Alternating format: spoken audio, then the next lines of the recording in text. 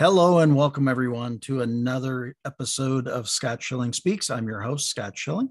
Today we're going to talk mortgages. We're going to talk books. We're going to talk a lot of different things. My guest is a he's the CEO and president of the Golden Bay Mortgage Group out in California. He's a best-selling author and just an all-around good guy. Rene Jacques. Jacques, thanks for being with us. You're on Scott Schilling Speaks. Thank you so much for having me. So let's talk a little bit about the mortgage biz first. We're in some very interesting times these days in our world. Why mortgages? Why would that be your passion? Wow. I've been doing it for a long time. I'm coming up on 20 years in the business. I know when I originally started in the business, it was directly out of college. Lending over, I was always interested in real estate, but lending over the real estate side of it, which allowed me to help people in more than just my immediate area. So that was the initial thought when it came to it. But, getting into it and loving what I do, I've always been super interested in hearing people's story. So this type of position has always really catered to that. I get to ask people, although they're getting qualified and for a lot of people's biggest purchase of their lives, along the way, you get to go over what their income is and what type of job that they're at. I've seen so many people super successful and I get to ask a lot of questions. So, there's a lot of options out there. There are a lot of people who do mortgages. However, there's not many that you can go out and trust. So it's always been a passion of mine to help people and to be one of the good guys in the industry. Well, that's cool. I know that you want to help people take advantage of the best possibility to get that biggest purchase that they'll probably make, at least at that time for sure. So how does that, does that keep you fired up consistently? Because I got to think there's a fair amount of repetition to it. It definitely is, but here's the thing: it's never about that immediate transaction. That's obviously at the first and foremost, the goal to make sure that that's going right. But it's a bigger picture process that we have. This purchase and setting up this purchase the correct way will lead into many other things. It's usually an investment vehicle for people to leave property and leave a legacy for their family. So our conversations are much more in depth of interest rate, closing costs, things like that. When set up the right way, you can get you into the home and with a little amount out of pocket and keep the closing costs low. But the norm is down the line, refinancing and starting over at 30 years. We're having conversations about ways to get away from that, never resetting. We're always looking to lower the interest rate, but sometimes keep the payment the same as it's taking years off of the end of that loan. So although I work with banks all day, every day, the one part of the transaction that I don't care makes any more money is the bank.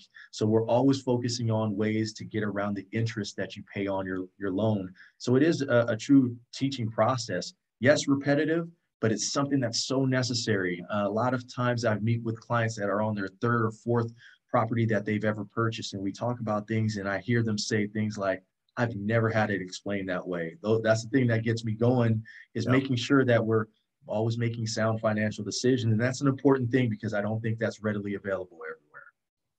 Well, again, living in Dallas, Texas myself, we've got a very strong economy here and things like that. And fortunately been in my home for a long period of time.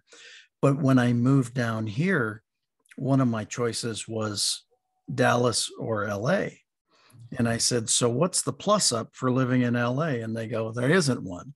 Yes. And I said, well, Dallas. Yes. Oh, right? I love that. So it has always amazed me, the cost of living in California and being able to do that. So one of the things I know when we were talking previously, you said you take pride in helping people being able to maximize what's available to them through your expertise.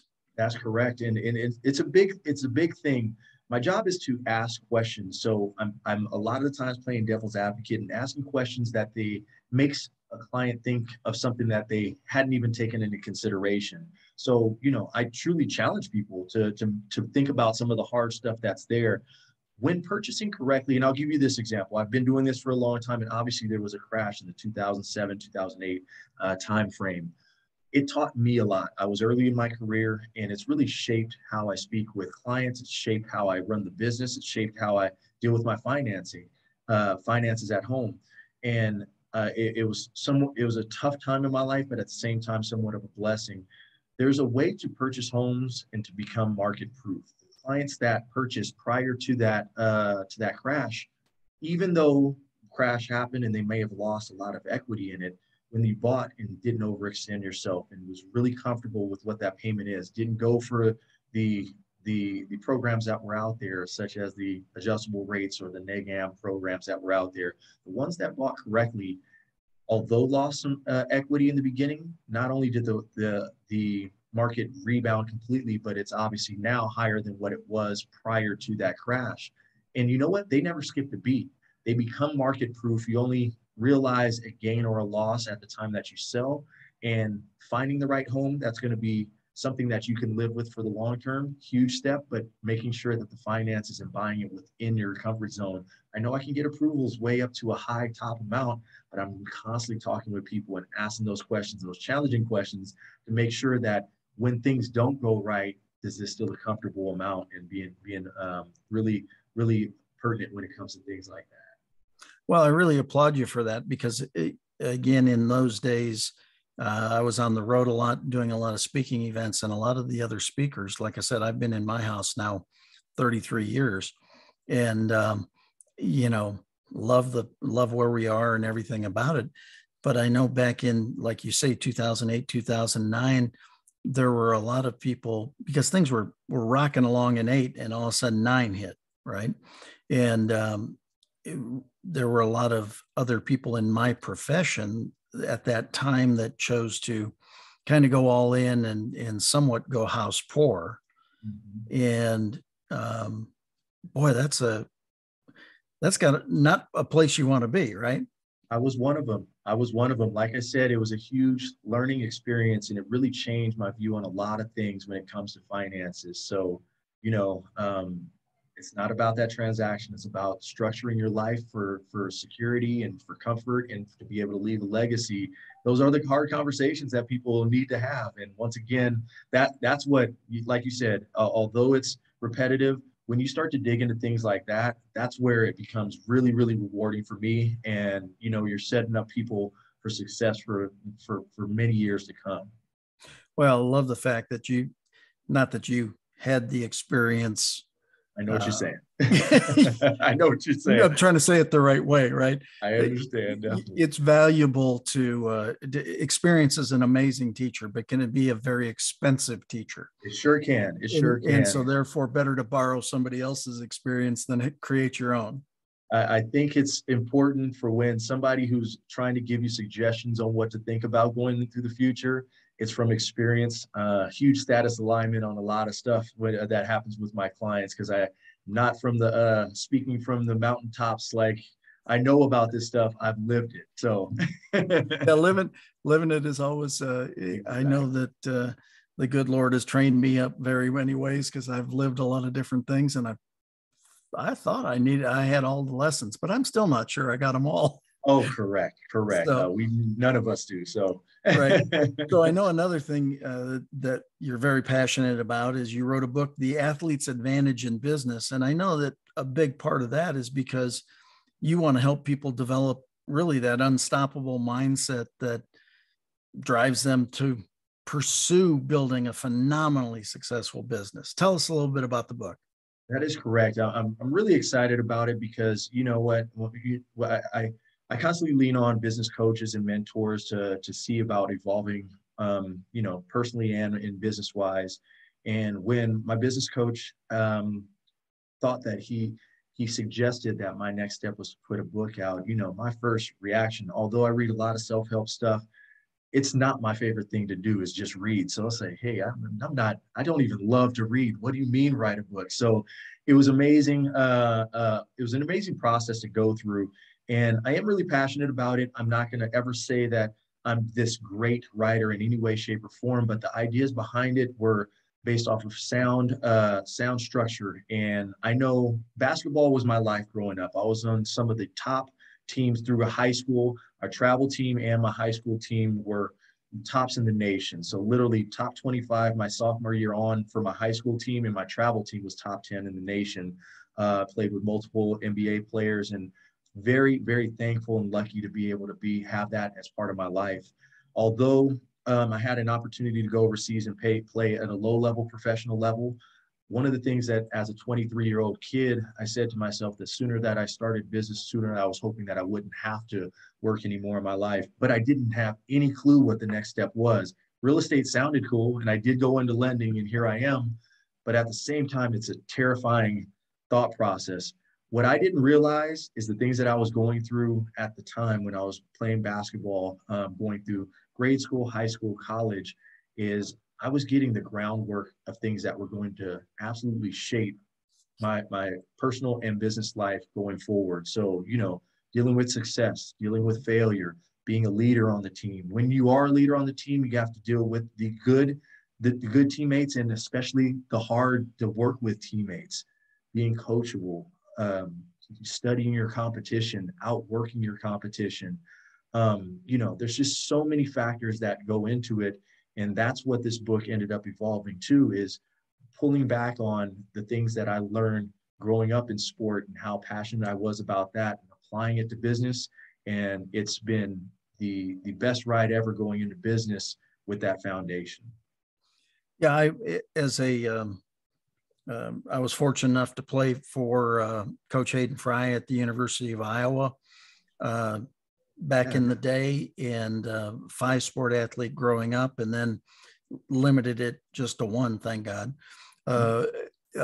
in college. But again, the lessons learned, the discipline created, all those different things are, I quite frankly think it's one of the things that a lot of people are missing today, because they haven't gone through the athletic stream to get indoctrinated with some of that stuff. So what kind of things do you find from the book, the advantages that you can directly take into business to be a better business person because of what you learned in athletics?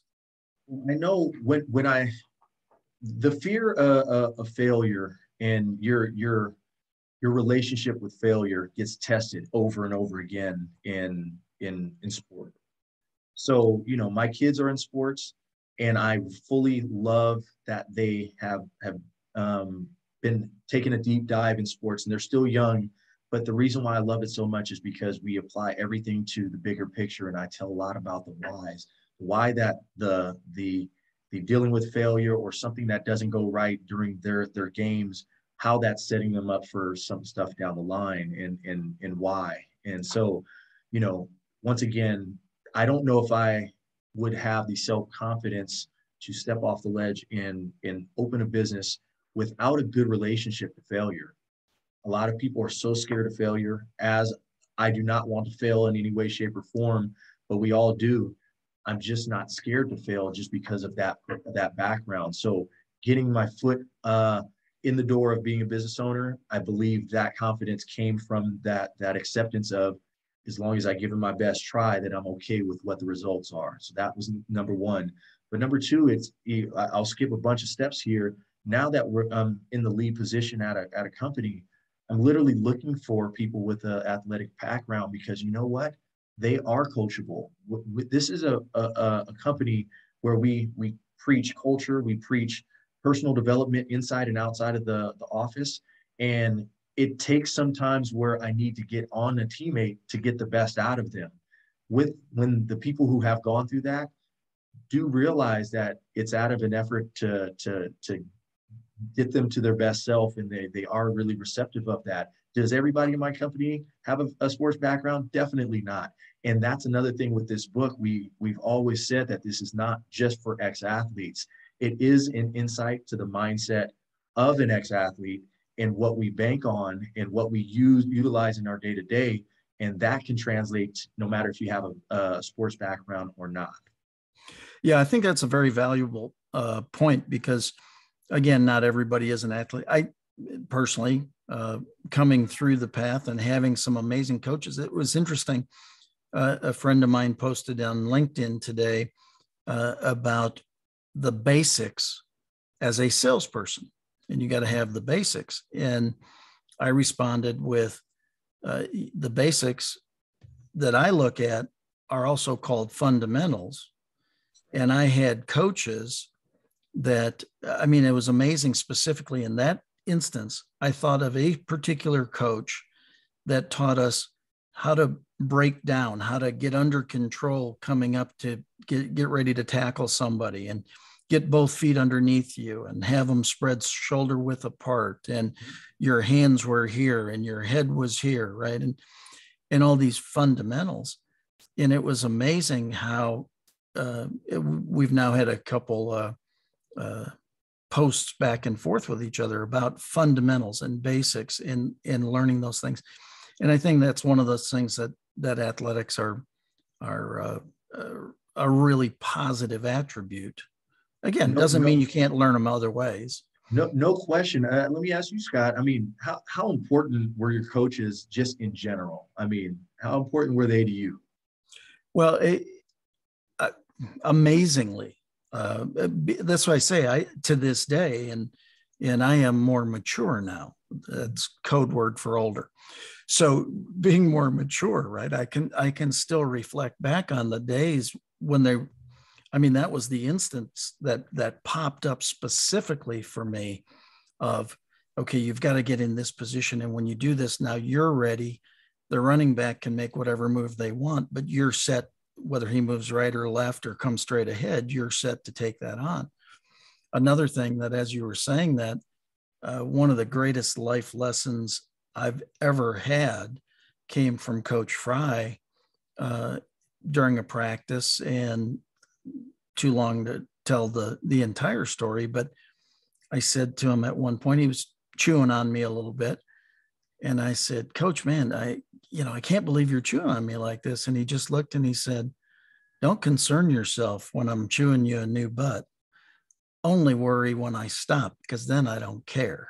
Exactly. Oh, I love it. And it's so true. And here's the thing. I'll give you two quick examples. Our favorite bank that we send our files to is United Wholesale Mortgage, the biggest wholesale lender in the country.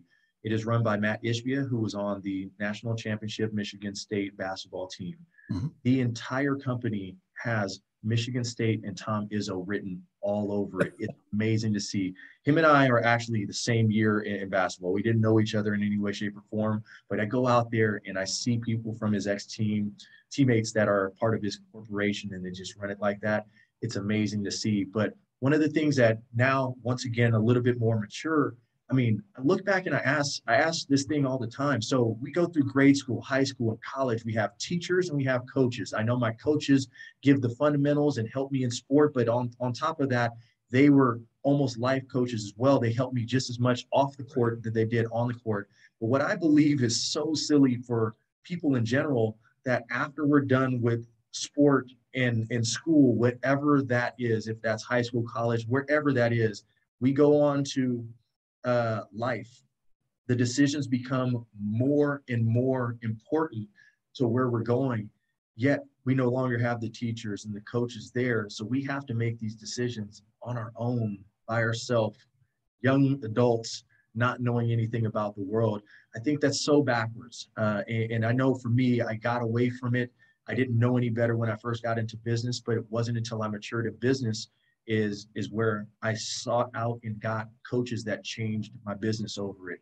Somebody in your life that is going to push you outside of your comfort zone and look from the outside in to help you develop.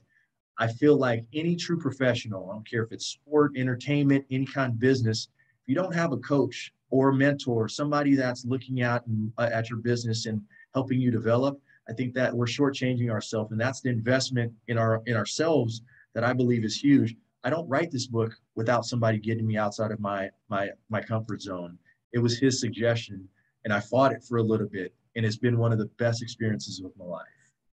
Well, you look and you see the all-time greats, the Michael Jordans and name the best of the best, the Tom Brady's, the GOATs, right? The greatest of all times. They all have coaches. And no matter who you are or what you do, I know that when I wanted to become a professional speaker full time, it was a serious, okay, this is how you do the business of speaking. I went out to find the best coach, the best mentor I possibly could to share that knowledge, that wisdom. Again, experience is an expensive teacher. Better to borrow it or purchase it from somebody than pay for it yourself, right? Smart ones do that. The smart ones do that. Well, exactly. But I know people have said, well, if Michael Jordan is so good, why does he have a coach? Because he's not surrounded by mirrors. He can't see everything that he does. He might be able to feel some of those things, but he can't necessarily see or observe. He can't play the role of observer and participant at the same time, right? He's got to come in and do that. So again, I congratulate you on going outside your comfort zone to write the book. So what's it like being a best-selling author? Oh, you know what? Although we're over a year into the book releasing and becoming Amazon #1 in the US and Canada, it's still surreal to know that it's an actual physical thing. To see like people on my kids' teams, the parents catch word of it and then read it and talk to me about it later. It's been awesome. Here's the thing: the message is what I would have wanted to hear when I was in college and in high school.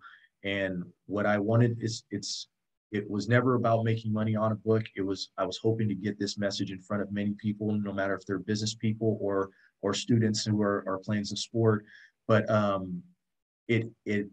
with COVID, it's made it a little bit different, but I can't wait to get in front of more kids. I have a little bit based on the book, but in front of more colleges, in front of more kids, and just kind of have that conversation. So their thought process is letting them know that this is why you grind, and this is why this groundwork is going to set them up for success in the future. I just want to be able to get that out. So it feels great to have something that I'm proud about. It was a good first effort at something that's way outside of my comfort zone, because even though I can put author next to my name, to think that I'm someone who's really good at writing a book is way beyond it. But the process itself was so fun to go through, and I am really proud to be able to say that you have that title next to my name now. Well, I'm proud to say that your publisher is a friend of mine, and he's amazing. He's really good at what he does. There's no doubt about that. And so I know that he takes great care in finding great stories and make sure that they get published that way. I think that's the biggest thing, whether it be books or whether it be shows like this or whatever. It's a matter of sharing with people. Like, we really have the tagline here, bringing your voice to life. There's too many people doing great things that not enough people know about. Oh, that is 100% accurate. You are so right on point there. Yeah, and so that's quite frankly why we do this show, and want to help share the messages of people. I have found personally, and let me ask you this, I have found we're not with a lack of people who want to serve each other or help each other. Typically, we're full of people who want to serve each other, help each other, that don't have either the expertise to execute it or the funding to support it. We agree with that, and that's the truth. I mean, I'm a kid that originally grew up in Oakland. I'm in Sacramento now, but the diversity in the areas. My parents met at Cal Berkeley, one of the most diverse areas out there. So being accepted of people of any and all races and any of all classes has been something that's at my core. I've seen some of the smartest, most hardworking people ever come be from places that would never have the opportunity to get their voice out. So that statement that you just made really speaks to my heart. Yeah, I mean, it is, Mother Teresa said way back when, if you can't feed 100, feed one.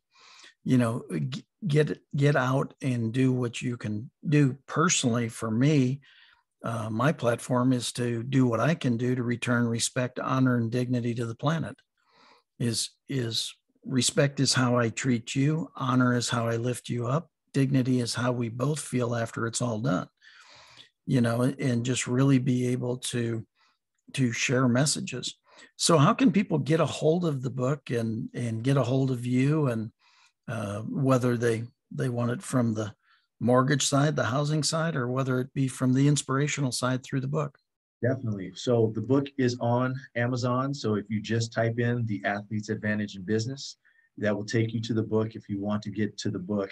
A great place to start with that has a link tree to multiple businesses. My personal, the book and everything is just my Instagram handle. So the Instagram handle is CEO_Jacques.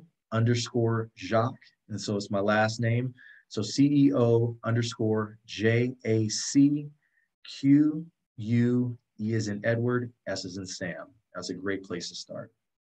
Awesome. And again, do you do business outside of the state of California, or are you simply within California?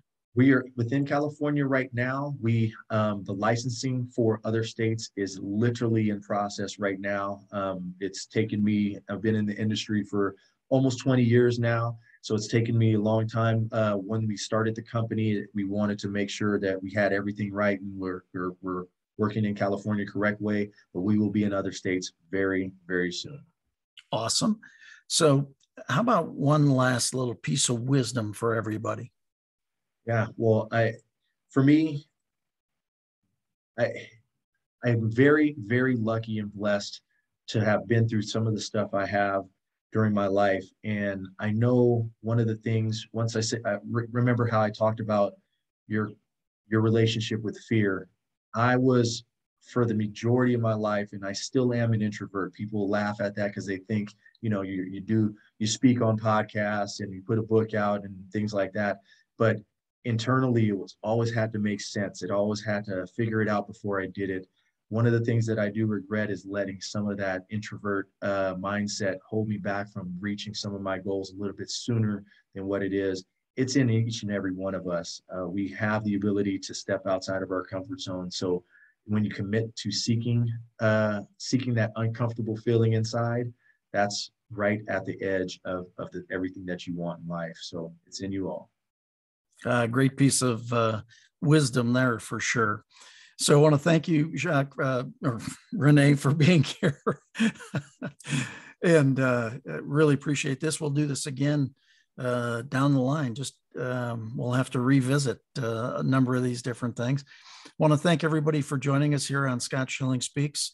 We're always looking for sponsors, and we're always looking for guests that have great stories that need to have their voice heard, brought to life. So we want to do that.